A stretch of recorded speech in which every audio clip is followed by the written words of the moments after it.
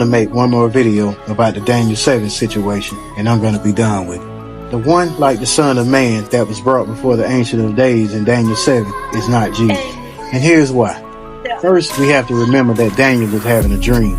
So everything that he's seeing in that dream is a representation of a nation. The four beasts that Daniel observed coming out of the ocean, Daniel explained later in that same chapter that it represented 4 different nations. So when it comes to the one like the Son of a Man who was brought before the Lord, Daniel tells you that it meant the sovereignty and authority to rule over the nations were given to the Sanhedrin. It has absolutely nothing to do with being given authority to forgive sin.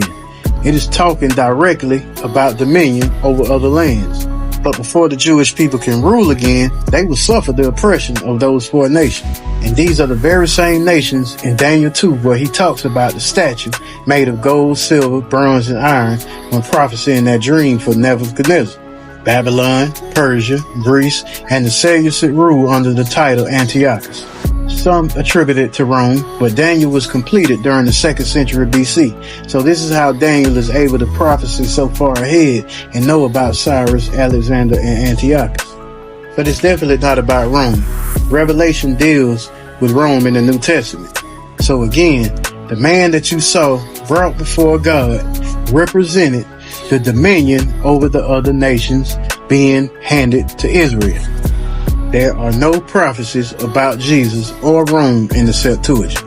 So again, Romans are not written in prophecy until the New Testament, because the point is to write about the destruction of the nations who are currently oppressing the author.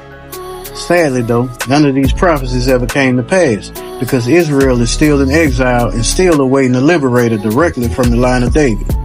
Christians just lost hope in a physical Messiah and used Jesus as a spiritual. They even went so far to fabricate his genealogy. I mean, they literally wrote up the genealogy from Joseph's line, but he's not supposed to have a human father. The problem was that no one was going to accept this human sacrifice story unless they could take the actual prophecies in Isaiah and Daniel out of context, then use the Levite sacrifice system metaphorically, and boom, the 4 gospels.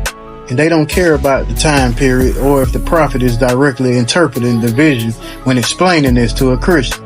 They would still make it about Jesus. But no matter how many times I explain this, someone would still find a way to make a ridiculous argument against it, man. Cello the Great.